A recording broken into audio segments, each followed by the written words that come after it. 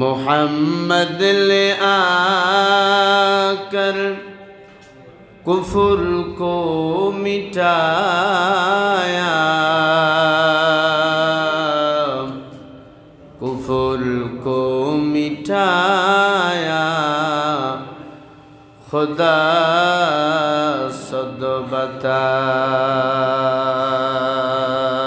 कर। মুসলিম মোরা ঘুমিয়ে পড়েছি, চোর ঢুকেছে ঘরে,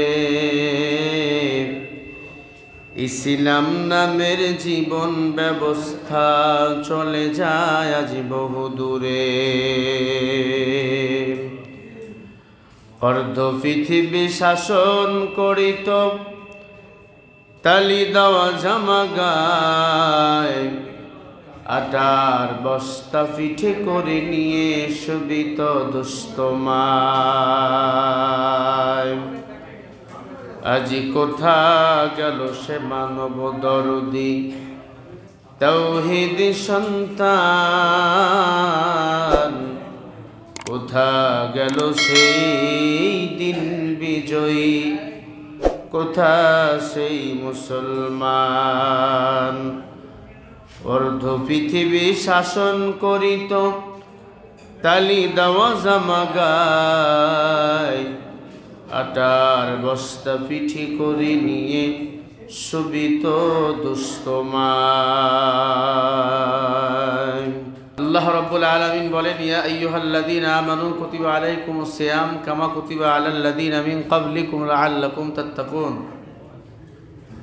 আমি আল্লাহ তোমাদের উপর রোজা ফরজ করেছি, হ্যাঁ ইমানদারেরা, তোমাদের পূর্ববর্তী মানুষদের উপরেও আমি আল্লাহ রোজা ফরজ করেছিলাম। কেন?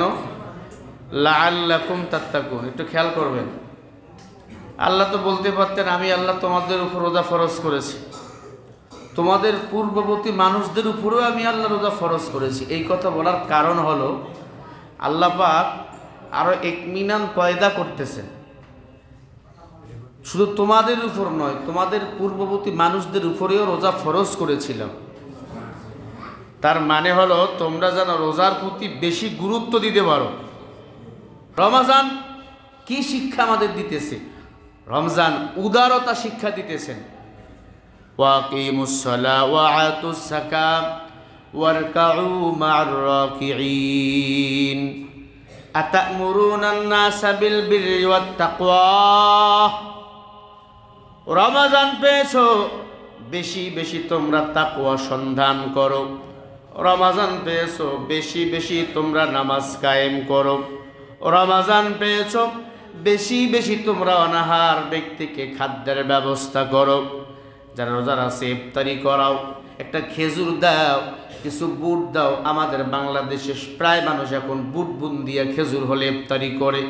তুমি 20 টাকার ইফতারি কিনেছো, আর এক ভাইকে 10 টাকার ইফতারি করে দিয়ে দাও। আল্লাহ পাক ইফতারির বিনিময় আপনারা আমার জীবনের গুনাহগুলি মাফ করে আল্লাহ পাক জান্নাতের রাস্তা ক্লিয়ার করে দিবে। বড় ফজিলত রোজাদার ব্যক্তিকে ইফতারি করাও। একজন রোজাদার ব্যক্তিকে যারা ইফতারি করাবে, আল্লাহ বলে তার জন্য আমি আল্লাহ জান্নাত চাওয়া ওয়াজিব করে দেব। হর কেদারস খলকে কমাদিল মাদাম জান্নাতুল মাওয়া বিহাদুরা মাকাম। আল্লাহ পাক রব্বুল আলামিন বলেন, এ দুনিয়ার ইমানদার, রমজান মাস পেয়েছো, তাকওয়াটাকে মজবুত করে নাও। রমজান মাস পেয়েছো, আত্মীয়তার সম্পর্কটাকে মজবুত করে নাও। ক্বালা রাসূলুল্লাহি সাল্লাল্লাহু আলাইহি ওয়াসাল্লাম, সিলমান কাতাতা ওয়াফা মান সালামাত নাফসা ওয়া আসা রাব্বা। আল্লাহর নবী আমার বলেন, আত্মীয়তার সম্পর্ক ছিন্ন যারা করবে তারা জান্নাত যেতে পারবে না। আত্মীয়তার সম্পর্ক যারা মজবুত করে নিবে, আল্লাহ নবী বলেন তারা আমি নবীর সাথে জান্নাতে ঢুকবেন।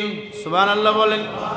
ও যুবক, তোমাদের জন্য আমার হাবিব কত সুন্দর মেসেজ দিয়েছেন। আরো একটা, ক্বালা রাসূলুল্লাহি সাল্লাল্লাহু আলাইহি ওয়াসাল্লাম, মাইয়াজমাল্লি মা বাইনা লাহইয়াইহি ওয়া মা বাইনা রিজলাইহি আজমাল্লাহুল জান্নাহ। নবী আমার বলেন, দুই জিনিস যারা হেফাজত করবে আমি নবী তাদেরকে জান্নাতে নেওয়ার জিম্মা নেব।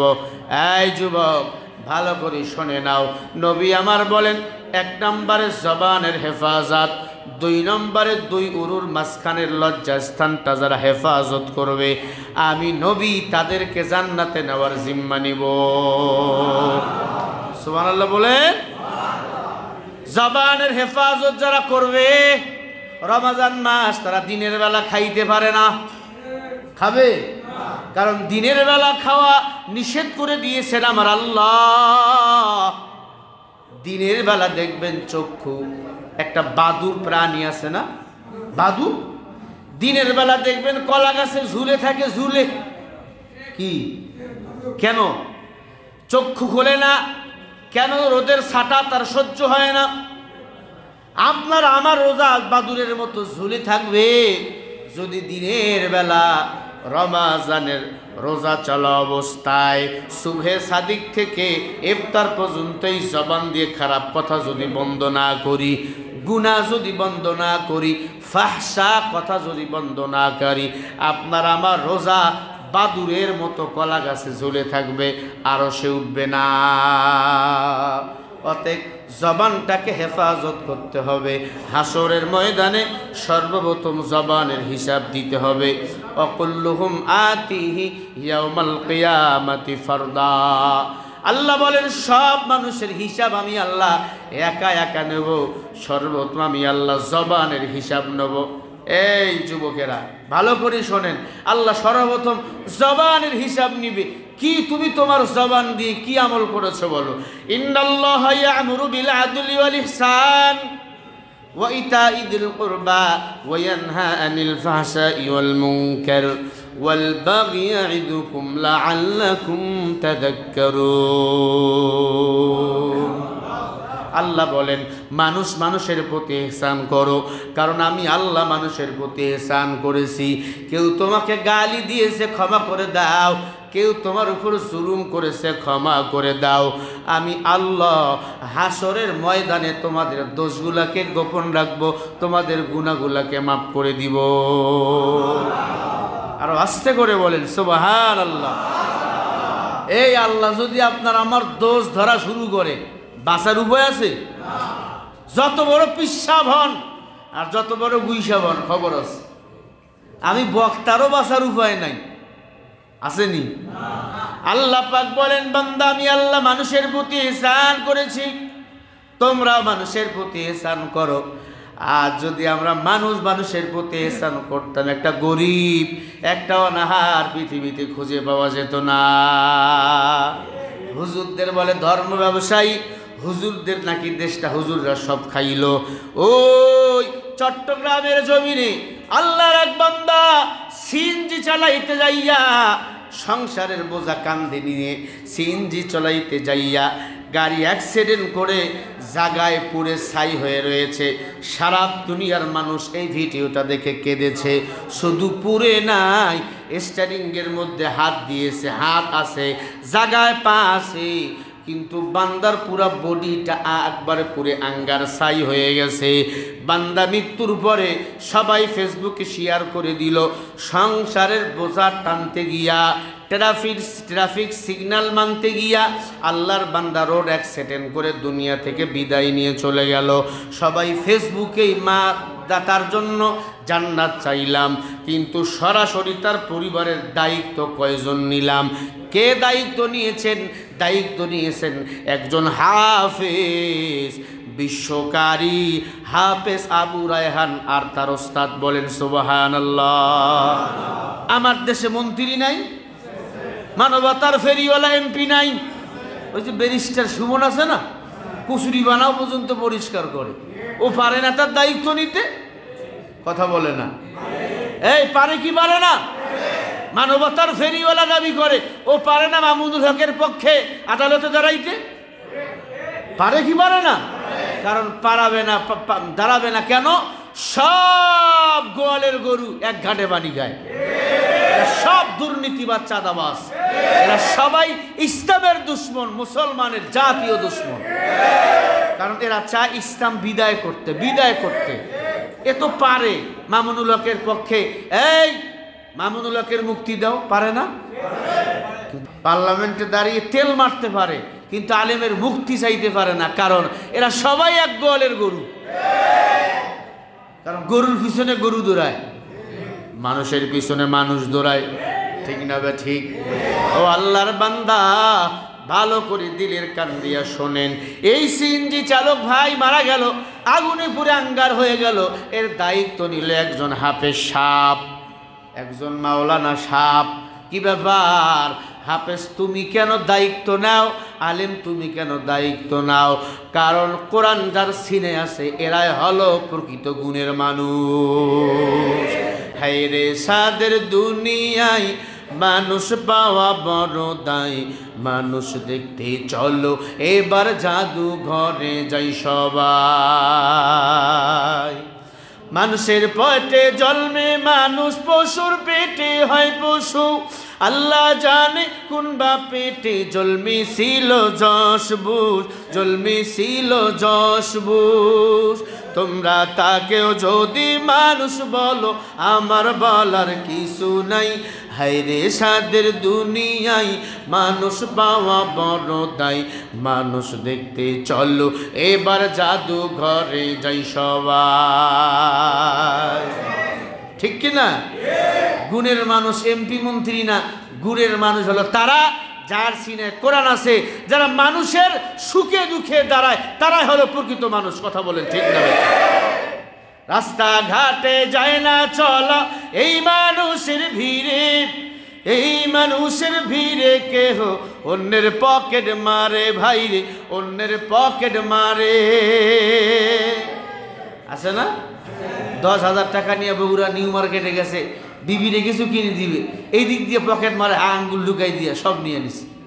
এও মানুষ। রাস্তাঘাটে যায় না চলা এই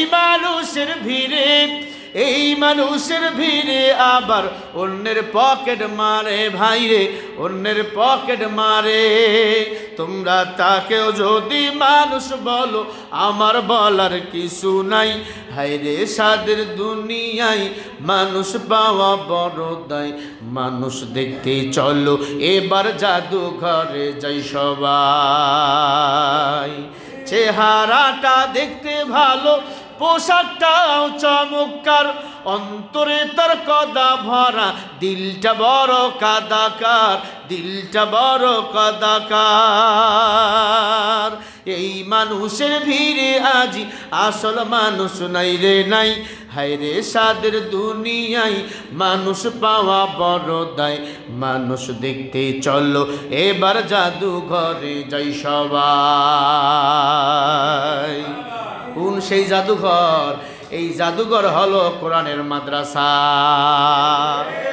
কি হয়? মাদ্রাসায় জঙ্গিবাদের ট্রেনিং হয়।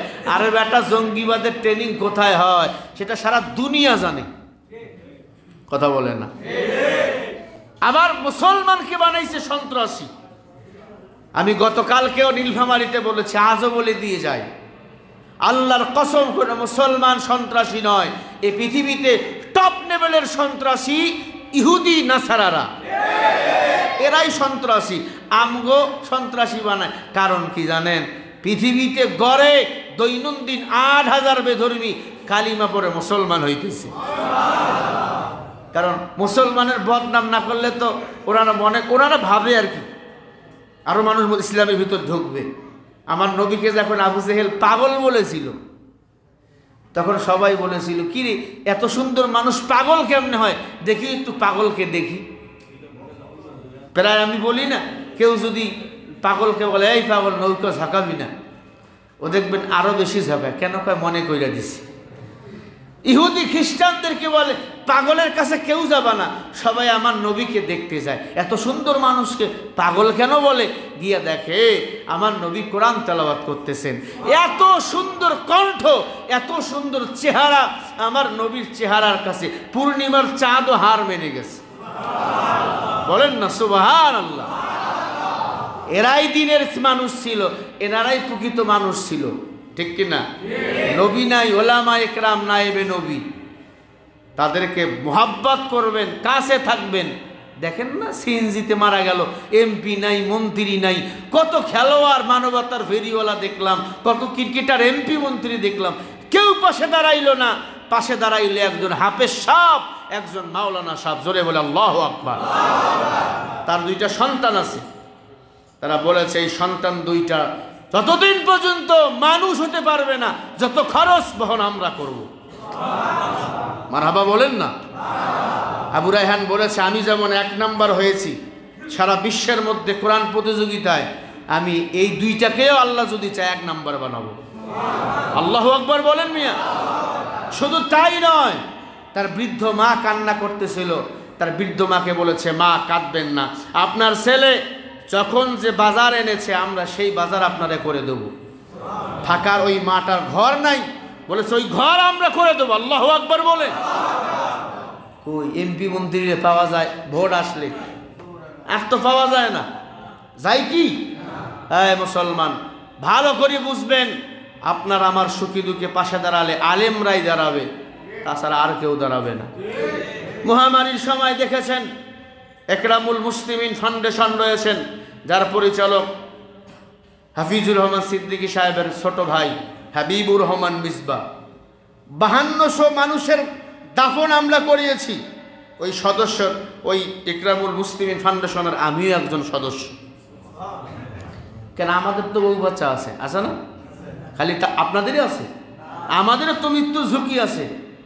কারণ মৃত্যু কোনো মহামারীতে হতে পারে না, মৃত্যু ঘটান কে? ক্বালু ইন্না লিল্লাহি ওয়া ইন্না ইলাইহি রাজিউন। ক্বালু বহু বচন, ইন্না মানে নিশ্চয়, ওয়া ইন্না ইলাইহি রাজিউন, আপনাকে আমাকে সবাইকে ফিরে যেতে হবে। কার কাছে? বলেন কার কাছে? আল্লাহর কাছে ফিরে যেতে হবে। এটা 100% সত্য কথা, নাকি কোনো পার্সেন্ট কম আছে? আর 100-এর গোষ্ঠীকে আরো বেশি, মরতেই হবে। কুল্লু নাফসিন যায়িকাতুল মাউত, প্রত্যেকটা প্রাণীকে মৃত্যুর স্বাদ গ্রহণ করতেই হবে, আজ অথবা কাল। কথাটা কার? মৃত্যুর স্বাদ যেহেতু গ্রহণ করতে হবে, আসেন সিদ্ধান্ত নেন, রমাজান মাস গুনাহ ছেড়ে দেই। রমাজানের রোজাগুলো যেন আল্লাহ পাক কবুল করেন, এবং এই রোজা যেন আপনাকে আমাকে জান্নাতে নিয়ে যেতে পারেন। কিছু করণীয় আছে। করণীয় নাম্বার 1, সাদকাতুল ফিতর আপনাকে আমাকে আদায় করতে হবে। ফিতরা যেটা আমরা বলি, ফিতরা কত করা হয়েছে এবার? 115, আর উপরে 2900 কত, 30 বা 60 এমন একটা হয়েছে। সর্বনিম্ন 115 বা 30, উপরে 2930 বা 60। এটা হচ্ছে সাদকাতুল ফিতর। একটা ডিমান্ড বাংলাদেশে করা হয়েছে, সাদকাতুল ফিতর দিলে লাভ কি? আপনার রোজাটাকে সাদকাতুল ফিতর ঢাল হিসাবে বহন করবে। দেখেন না, হরতালের সময় পুলিশের গাড়িতে জালি, কথা বলে না থাকে, ঔষধের গাড়িতে জালি, পণ্যবাহী গাড়ির মধ্যে জালি, আবার লাল ব্যানার দিয়ে একটা সিগন্যাল দিছে এটা জরুরি সেবায় নিয়োজিত। কেন? কয় মারার আগে যদি একবার চোখে পড়ে, নাও মারতে পারে। জালি দেওয়ার কারণ কি? ঢেল যেন আগে জালির মধ্যে লাগে, আমার গাড়ির গ্লাস যেন না ভাঙে। কথা বলে না। সাদকাতুল ফিতর হলো রোজার জন্য ঢাল, জালি। সাদকাতুল ফিতর দিয়েই ঈদের ময়দানে যাবেন, ঈদগাহতে যাবেন। আর সাদকাতুল ফিতর না দিলে ঈদগাহে যাইয়েন না। এবং হুজুর আমার তো সাদকাতুল ফিতর দেওয়ার ক্ষমতাই নাই, আমি কি দিতে পারবো, নিতেও পারবো? হ্যাঁ, যদি আপনার সাধ্য না থাকে আপনি দিয়ে নিতেও পারবেন, কিন্তু সাদকাতুল ফিতর সবাই দেওয়া জরুরি। কারণ আপনার রোজাটা ঢাল হিসাবে থাক, কিয়ামতের ময়দানে এই রোজা আপনার জন্য সুপারিশ করবে। সুবহানাল্লাহ বলবেন না? এই রোজাগুলো জীবন্ত একটা করে মানুষ হবে, জীবন্ত মানুষ। কোরআন হাদিস একটু পড়বেন, আমি তো প্রায় আপনাদের বলি, কোরআন হাদিস যারা পড়ে তারা বুঝে। এই রোজাগুলো জীবন্ত একটা করে প্রাণী হবে, আপনাকে আমাকে ডাকবে ঢাল দিয়ে, হাউজে কাউসারের পানির কাছে নিয়ে যাবে, জাহান্নামের আগুনের দরজার কাছ দিয়ে আপনাকে ঘেঁষে নিয়ে যাবে ঢাল হিসাবে। এই সুবহানাল্লাহ বলবেন না? মিজানের পাল্লা এই রোজা আল্লাহর কাছে আপনাকে সুপারিশ করবে। এই রোজার এত পাওয়ার, এত পাওয়ারফুল। তাহলে সদকাতুল ফিতর সবাই দেবো তো ইনশাআল্লাহ? জোরে বলেন না ইনশাআল্লাহ? খুব দ্রুত দিবেন।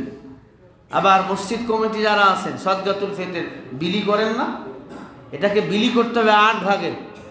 কয় ভাগে? গরিব পাবে 1 ভাগ, তালিবুল ইলম পাবে 1 ভাগ, মাদ্রাসা পাবে 1 ভাগ, সামাজিক কার্যকলাপে সামাজিক কাজে ভাগ বিলি বন্টন করতে হবে 1 ভাগ, মিসকিন পাবে 1 ভাগ, গরিব পাবে 1 ভাগ। এরকম 8টা খাত রয়েছে, আমি আপনাদের এটা লিখে দেবো। এই 8 ব্যক্তি পাবে এটা। অনেকে আবার সদকাতুল ফিতরের টাকা দিয়া মসজিদ নির্মাণ করে। আপনার টাকা নিয়ে আপনি গরিব হয়ে গেছেন? আমি বলছি আমাদের হয় না, হ্যাঁ অন্য এলাকায় হয়। কয়েকটা মাইক নিমো, মাইক, ওই মাইক দিয়ে আজান তোকে জাহান্নাম পর্যন্ত ডাকবে। ফিতরের টাকা উঠাইয়া বিলি না করে মাইক কেটে আছে না ভাই? কোনো গরিবের মেয়ের বিয়ে হচ্ছে না, ওখানে একটা মোটা টাকা দিয়ে দেন। এটা হলো এই জায়গায় আপনাকে আমাকে ব্যয় করতে হবে। এরপরে আসেন জাকাত। জাকাত দিবে কারা? আমরা মূলত বুঝি 7.5 ভরি স্বর্ণ আর 52 রূপা। তোলা রূপার অংশ সম্পদ থাকলে আপনাকে আমাকে জাকাত দিতে হবে। একটু ভালো করে বুঝবেন। কত টাকা থাকলে জাকাত দেবো? 40 টাকা থেকে 1 টাকা, 80 টাকা থেকে 2 টাকা, 100 টাকা থেকে 2.5 টাকা। তাহলে 1000 টাকা থেকে কয় টাকা? আরে 1000 টাকা থেকে কয় টাকা? 250। তাহলে 1 লক্ষ থেকে 2,500। তাহলে 7.5 ভরি স্বর্ণের দাম কত? আরে ভাই বলেন না কেন? 7.5 লাখ। তা মোটামুটি 12,000 12,500 টাকা আপনার আসবে। হুজুর কতদিন এই স্বর্ণ থাকলে আমার জাকাত ফরজ হয়ে যাবে? খেয়াল করবেন ভালো করে। এই কথা আপনারা বলে তো হবে না, একটু শোনেন ভালো করে। 1 বছর যদি এই স্বর্ণ আপনার কাছে থাকে, আল আমানাতা আল আসাদ্দু কসওয়া, 1 বছর যদি এই স্বর্ণ আপনার কাছে থাকে, মা বোনেরা যদি শুনে থাকে, মা বোনদের এটা জরুরি। অনেক মহিলা স্বর্ণ স্বামীকে না বলে চুপ করে কিনে জমা রাখছে। অনেক মহিলা স্বর্ণের জাকাত না দেওয়ার কারণে জাহান্নামে যাবে। কথা বলে না? অনেক মহিলা বাবার বাড়ি স্বামী টাকা জমা করছে, জাকাত দেয় না, জাহান্নাম যেতে হবে এই সম্পদের কারণে। 1 বছর যদি এই স্বর্ণ আপনার কাছে থাকে, তাহলে এর উপর জাকাত, কথা বলে না, ফরজ। ওয়াকিমুস সালাহ ওয়া আতুস যাকাত, নামাজের পরে জাকাতের কথা আসছে। এই বিষয়গুলো খুব জরুরি। এখন বলবেন হুজুর আমার স্বর্ণ নাই, আমার টাকা আছে, কত টাকা থাকলে আমি জাকাত দিতে পারবো? 48,000 টাকাও যদি আপনার কাছে খাইয়ে দিয়ে থাকে, আপনাকে জাকাত দিতে হবে। বুঝাতে পারছি? আপনার সম্পদ আলাদা। এখন বলবেন আমার 20 বিঘা মাটি আছে, আমার 10 বিঘা মাটি আছে। বিঘা বলেন তো আপনারা? বিঘা। আমার এই জমির উপর কি জাকাত আমাকে দিতে হবে? ভালো করে বুঝবেন। জমানো যে সম্পদ, সেটার উপর আপনাকে জাকাত দিতে হবে। জমির উপর জাকাত ওয়াজিব, ফরজ নয়। আপনার সম্পদের উপর আপনার জাকাত ফরজ। একটু ভালো করে বুঝবেন। আপনার সম্পদ, অনেকের আছে ঘড়ি পরে, ঘড়ি 2 লাখ টাকা, এই ঘড়ির উপর জাকাত ফরজ। অনেকে আছে আইফোন ব্যবহার করে 2.5 লক্ষ টাকা, আপনার আইফোনের উপর জাকাত ফরজ। অনেক ক্যামেরাম্যান আছে ক্যামেরা কিনছে 2 লাখ 3 লাখ টাকা, এই ক্যামেরার উপর জাকাত ফরজ। কথা কর না কেন? জাকাত যদি না দাও অলি গলি ক্যামেরা হারাবে। কি কথা বুঝতে পারতেছেন? তোমরা কামাই করো ভালো কথা, জাকাত দিবা। আর ইউটিউবার ভাইরা আসছেন, আলহামদুলিল্লাহ আমরা খুশি অনেক। নামাজের পর থেকেই ধারাবাহিক আলোচনা চলবে। আপনারা একটু শৃঙ্খলার সাথে রেকর্ড দিবেন। আপনাদের আচরণে আমরাও যেন কষ্ট না পাই, আর আমাদের আচরণে যেন ওনারা কষ্ট না পায়। কমিটিদের বলবো ভালোভাবে ইফতারের আয়োজন করবেন, ওনারা যেন কষ্ট না পায়। সেই রাজশাহী, নাটোর, এক কথা পুরো উত্তরবঙ্গ এখানে আসছে, পুরো উত্তরবঙ্গ এখানে। ওনাদের সাথে যেন খারাপ আচরণ নাই। ওনারা আমাদের মেহমান, আমরা হলাম মেজমান। মেহমানদের যেন সঠিকভাবে আমরা সেবা কাজ করতে পারি। আল্লাহ যেন তৌফিক দান করেন, জোরে বলেন আমিন। আর আপনাদের বলি, যদি বাড়ি চলে যান জায়গা হারাবেন।